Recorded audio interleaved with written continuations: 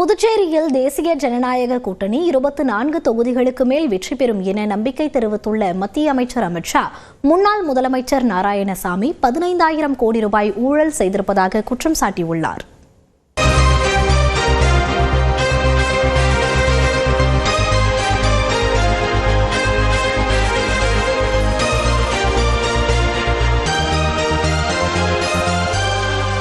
சட்டப்பேரவை தேர்தல் நெருங்கும் சூழலில் புதுச்சேரிக்கு உட்பட்ட காரைக்காலுக்கு சென்ற மத்திய உள்துறை அமைச்சர் அமித் ஷா சுவரில் தாமரை சின்னத்தை வரைந்து சுவர் விளம்பர பரப்புரையை தொடங்கி வைத்த காட்சிதான் இது.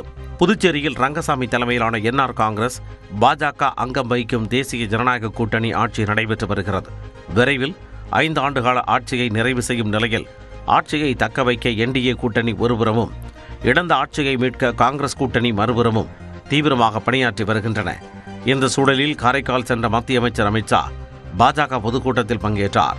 அப்போது பேசிய அவர், கடந்த காங்கிரஸ் ஆட்சியில் ராகுல் காந்தி குடும்பத்தின் ஏடிஎம் எந்திரமாக புதுச்சேரியை நாராயணசாமி மாற்றி வைத்திருந்ததாக கடுமையாக சாடினார். सीएजी की रिपोर्ट आई है, 15,000 करोड़ का डेवलपमेंट फंड पूरा कांग्रेस की नारायणसामी सरकार चाव कर गई है, करप्शन किया है. தொடர்ந்து பேசிய அமித் ஷா, புதுச்சேரியில் என்டிஏ அரசு ஊழலை முடிவுக்கு கொண்டு வந்திருப்பதாக கூறினார். புதுச்சேரியில் அரசியல் நிலைத்தன்மை மற்றும் ஸ்திரத்தன்மையை அமைத்துள்ளதாக தெரிவித்து மீண்டும் என்டிஏ ஆட்சி அமையும் என நம்பிக்கை தெரிவித்தார். भारतीय जनता पार्टी और एआईएनआरसी का अलायंस, एआईडीएमके का अलायंस हम लक्ष्य कर चले हैं कि 60% वोट के साथ more than 24 seat BJP alliance जीतेगी.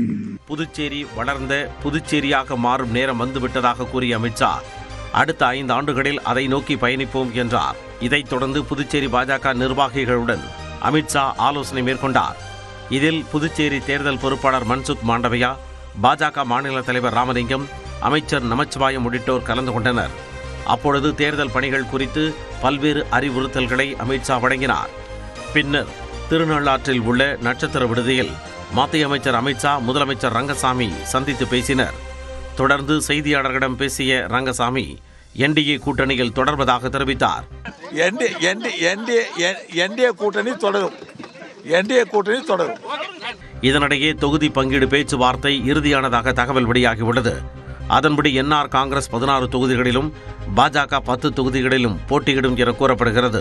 அதிமுகவும் ஜோ சார்லஸ் மார்டினின் லட்சிய ஜனநாயக கட்சி தலா 2 தொகுதிகளில் போட்டியிடும் எனவும், இதில் லட்சிய ஜனநாயக கட்சி தாமரை சின்னத்தில் போட்டியிடும் என்றும் தகவல்கள் வெளியாகியுள்ளன.